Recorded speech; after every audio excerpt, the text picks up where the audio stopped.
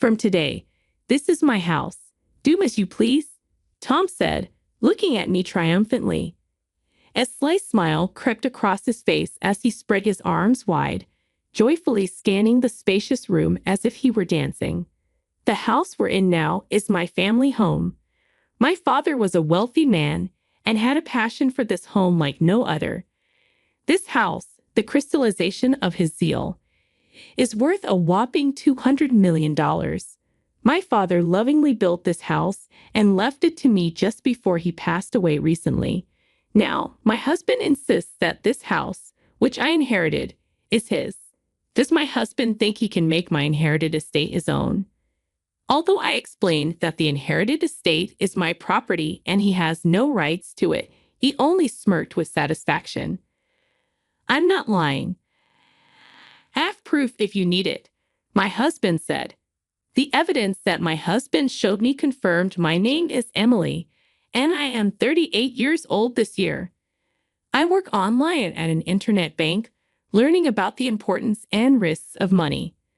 Learning from my parents about the importance and usage of money was one of the reasons I chose this job. My parents were professionals in asset management, and I grew up in what is typically considered a wealthy family. From an early age, my parents strictly taught me about the importance and usage of money. Money is a crucial asset that enriches our lives, and protecting that asset is a responsibility for each and every one of us.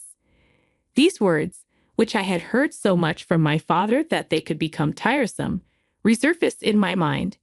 Even though there were assets in our family, my parents didn't unconditionally give me everything I wanted. They seemed to strive to have us live a modest life. My allowance was slightly less than my peers, and dining at high-end restaurants was a rare occasion. During my childhood, I attended a local public elementary school instead of a costly private one because we lived nearby. Rumors about my large house and my family's wealth spread quickly due to our affluent home and my parents' extensive social circle. Emily, your house is big, isn't it? Are you rich?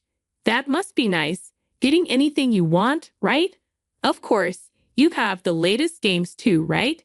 Can we all come over to play sometime? The truth was, I didn't get everything I wished for, and I didn't even have expensive toys, let alone the latest game console. But such rumors were common. Honestly, I didn't enjoy these rumors because I thought I was living a normal life, just like everyone else. Emily, your family is rich, right? So can you lend me some money?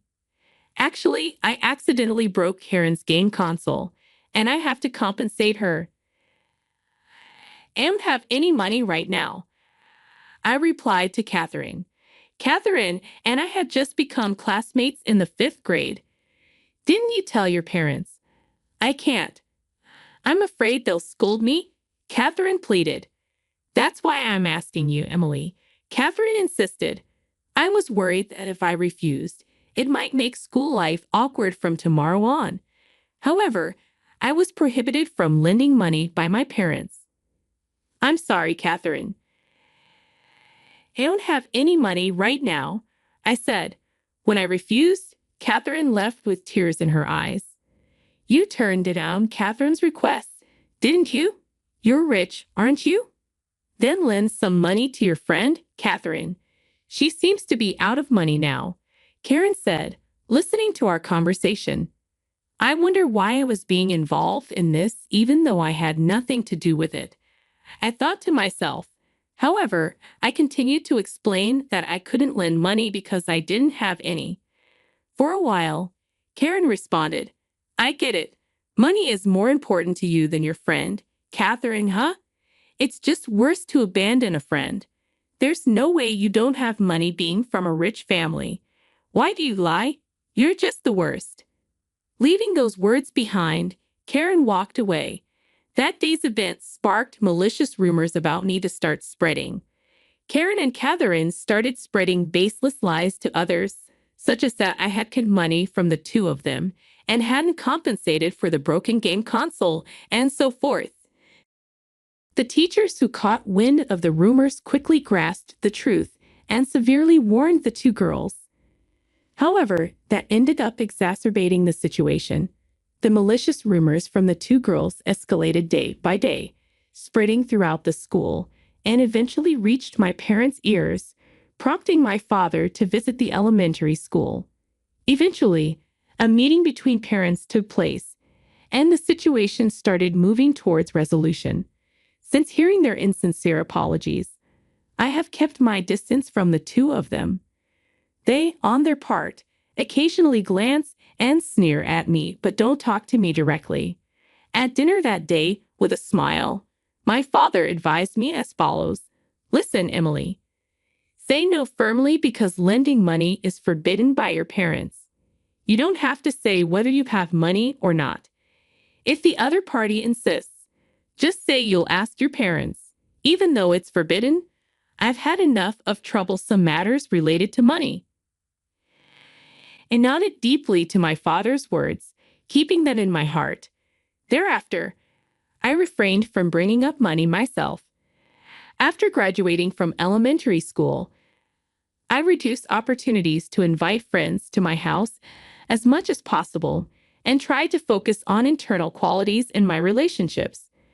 After graduating from university and becoming a working adult, I paid careful attention to avoiding the risk of monetary trouble, focusing on my work and investing all my energy without letting others intrude into my personal life. When I was 28, I met Tom, who is now my husband, through the introduction of one of my few friends. Tom, 1 year younger than me at 27, had an honest personality and spoke about anything openly from our first meeting. Though he looked about 5 years younger than his age, I was drawn to Tom's straightforward and cheerful personality. After 2 years of dating, we got married, and the wedding was celebrated lively with many people, including family and friends. My parents, who had been eager for me to marry even after I turned 25 without any romantic experience, were genuinely happy when my marriage to Tom was decided. They provided funds and suggested we have a grand celebration. Tom agreed, saying it's a once-in-a-lifetime stage, so let's enjoy it to the fullest. We decided to have a glamorous wedding, inviting many family members and friends. About a month after the wedding, my father suggested, "Isn't it a good time to invite Tom to our house?" Although I trusted Tom, considering the trauma from my elementary school days, I was worried that his talkative nature might lead him to share details about my family with others, potentially causing issues.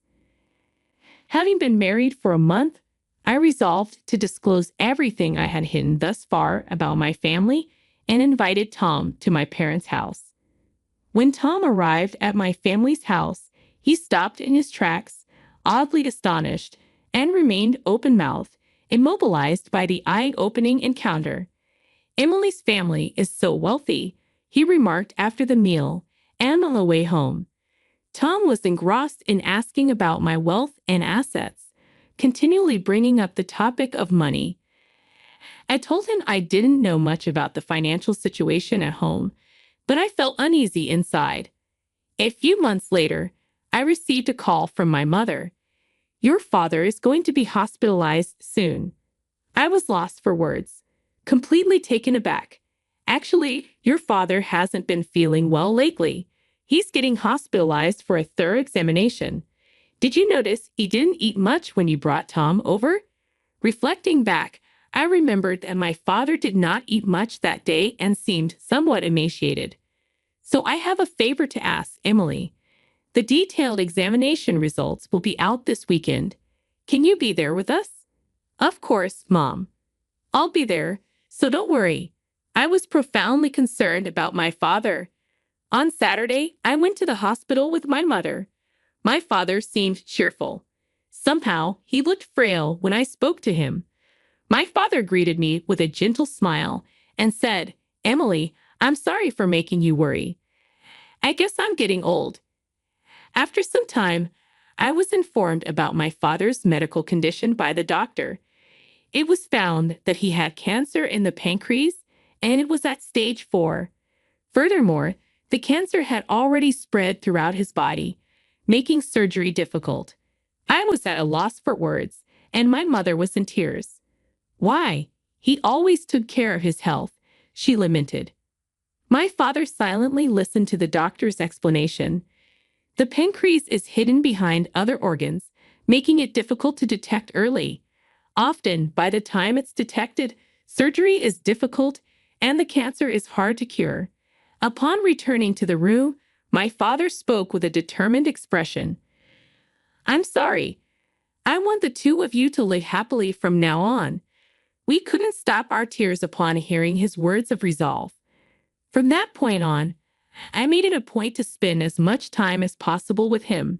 Due to the prevailing situation, visits were restricted to family, and he missed spending time with his friends. It seemed he longed for various people to visit our family home. Emily, even after I'm gone, please cherish that home. I'll be happy if you invite friends and family, creating memories together. My father entrusted me with these wishes. I pondered how to fulfill his desires. Wanting to cherish his wish, I came up with an idea and quickly searched for a renovation contractor to make it a reality. Tom was concerned about me as I would always visit my father on my days off. In reality, due to an issue with our family home, I didn't trust Tom with information about my inheritance. By the way, Emily, how's your father's health? To be honest, it's not great. That must be hard on you. Do you want me to help in any way? His comforting words warmed my heart. My busy days juggling work and hospital visits exhausted me mentally and physically, but his next words chilled my heart. As your husband, I'd like to know in detail about my father-in-law's financial situation. The property is managed by my father, and if anything happens to him, my mother will take over. So, there's nothing I need to discuss with you. But money is important. Consulted with the family lawyer I met recently, and he gave me various advice. I think it's better to start discussions early, considering the situation if something happens to your mother too. Hearing Tom talk about my father's assets and hinting at my mother's passing infuriated me and brought back unpleasant memories. My father has a lawyer, a longtime friend. There's no need for your concern, but we need to be careful about money. It's important, right? That's why I trust the people who've been with us for a long time. You don't need to worry. Because of this dispute and Tom's insistence on my father's assets, I began to distance myself emotionally from him. A few months passed, and despite his valiant fight, my father passed away. As a result of discussions among family members, in accordance with my father's will, I inherited a mansion worth $4.5 million. However, Tom showed increasing interest in the inheritance despite my protests. He kept inquiring about the inheritance and its associated taxes. One day, Tom said excitedly, Emily, you inherited the mansion, right? That's amazing. When are we moving? Wait, how do you know? I asked, genuinely surprised. I heard the story when I met Emily's cousin at the funeral and happened to greet her the other day. Tom explained, please do not speak lightly of important matters. I replied, hurt by the cousin's careless words. Indeed, we inherited it, but we have no plans to move since it's too big for just the two of us. Why inherit it if you're not going to live there? It's a waste to leave it empty. Let's live in that mansion and have a happy life. Tom insisted. The whole family decided not to live there. Why did you decide that without consulting me, your husband? I don't understand. Despite explaining to Tom several times that the inheritance was not marital property, he could not understand. However, fulfilling my father's last wishes was my goal, and that was more important. Whether he felt I was not responding to his emotions, Tom began to show hostility towards me. After attending my father's funeral, Tom did not cooperate with any of the subsequent procedures.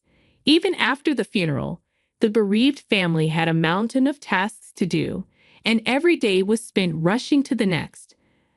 I was also busy with the inheritance procedures, memorial services, and greeting my father's friends.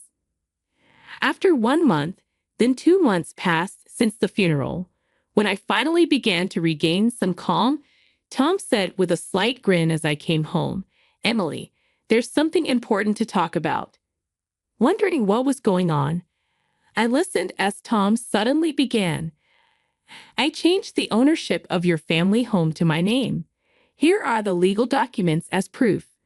Stunned, I couldn't comprehend what this meant. Marrying Emily was a mistake. I didn't notice it when we were dating. While your family is wealthy, I didn't realize you were so introverted, had few friends, and such low communication skills and income.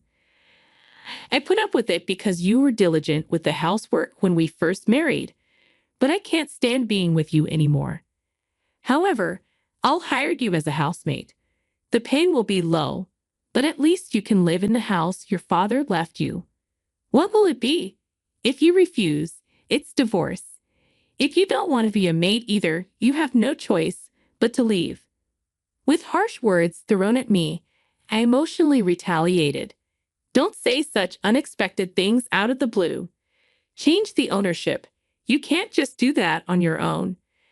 I asked the judicial officer, Alex, to change it for me. Tom replied, "Fine, let's get divorced. You will be the one regretting it." After deciding to divorce and signing the papers, I packed my belongings and left the house. I told myself that my husband had changed due to the temptation of money. As I headed towards my parents' home, the next day, there was a call from Tom. "That house is mine. Give me the keys to your parents' house. Don't joke around. It's not your house. It's a precious family home inherited from my father," I replied, hanging up unilaterally. Although Tom was much gentler when we first met, he had changed as a person, succumbing to the temptation of money. I was once again reminded of the horrors of money. As I considered what to do next, suddenly a loud alarm sounded. It seemed that the home security system had been triggered. There was a loud banging on the front door. "Emily, are you there? Open up. This is my house. I've changed the ownership," Tom shouted while trying to forcefully open the front door. I continued to ignore him. Just when I thought it had become quiet, security guards arrived and apprehended Tom. I opened the front door and requested the security guard, "This person is an intruder. Please take him away. I'm the owner of this house. I showed you the document of name change yesterday. I had a judicial officer change it for me," Tom said, unperturbed by the security guards, with a triumphant expression on his face. "I understand. Wait a moment," I said and went back into the room to retrieve a document. Coming back, I handed Tom a copy of the real registry transcript. "Look at this. This house was inherited from my father. Of course, the inheritance registration has also been completed. This is a copy of the registry transcript as proof. Understand, the document of name change you are talking about is fake." Tom stood there speechless and stunned. "Listen carefully, Tom. Even a real judicial officer cannot change the ownership without the consent of the owner." Tom's face turned pale visibly. "I can't believe it. Alex said I'm a judicial officer, so it will cost money, but I handled the procedure for a friend and offered to help." "How did you meet him?" I asked. "When Alex found out that your father was wealthy, he approached me. He sincerely advised me on inheritance tax issues and estate distribution, so I trusted him. Since you inherited but said you would not live there, when I discussed it, he said the procedure would be cumbersome, but he could change it to our names, so I asked him to do it. I even paid him $330,000. Tom made a distorted face, trying to hold back tears as he spoke. Then slowly, he took out his smartphone from his pocket and began to call Alex repeatedly. "Alex, please pick up," he said, frustrated when it went to voicemail. Tom seemed unable to give up, keeping calling repeatedly. "No matter how many times I call, it's no use. You are so stupid. buying a meaningless piece of paper for $330,000. You should have researched how to register inheritance and the growing rates for expenses. Alex might be a scammer, according to rumors. He's approached others about money and con. Tom, now a broken person, approached me on a hot summer day during my father's first memorial service at our family temple. Despite his emaciated appearance, it was unmistakably him. I had heard from a friend that Tom had been leading a reckless life since our divorce. It turned out Tom couldn't give up on our relationship and wanted to start over. He had falsely reported to his boss at work, pretending to be out for work to spend hours searching for me. Eventually, his lies were discovered by the company, and despite warnings and demotions, Tom showed no signs of improvement and was finally fired. Over the next 3 months, Tom fell victim to various scams, seduced by promises of reconciliation and profitable deals. Concerned friends warned him, but he couldn't trust their opinions and ended up isolated and financially devastated. Standing before me at the memorial, Tom looked worn and inappropriate for the occasion, not conveying a sense of mourning. He wobbled on his feet and prostrated himself before me, apologizing loudly. "Emily, I'm sorry. It was all my fault," he pleaded, drawing the attention of the family members in attendance. "Tom, please stop. You're ruining my father's important Memorial Day. Just go home." Tried to talk calmly to Tom to keep my father's memorial peaceful, but he ignored my feelings and kept apologizing. "Emily, please forgive me. You're all I have. I deeply regret my actions." Tom cried loudly, breaking down in front of everyone. Relatives rushed over, concerned by Tom's distress. They asked what happened and who this man was. Their words tightened something in my chest, making me feel like my father's memorial was being ruined because of me. "Tom, enough is enough. Stop trampling on my feelings during my father's memorial service. Don't involve yourself in my life anymore," I said firmly. I called over a security guard and asked them to take Tom away, explaining that he was causing a disturbance. Even as he was being escorted away, Tom continued to call out to me desperately. I apologized to my relatives for the commotion and was able to conclude the memorial peacefully. Feeling terrified by Tom's actions, I visited the police station for advice. They said I could file a complaint if needed, so I did, just to be safe. Afterwards, I decided to move out of my parents' house to cut all ties with Tom. It was something I had been planning, and I found a new place smoothly since I had considered options already. A friend later told me that Tom often visited my family home, shedding tears when he saw the renovations. Tom, who had once dreamed of a life with me and becoming rich, lost his motivation when his dreams didn't come true.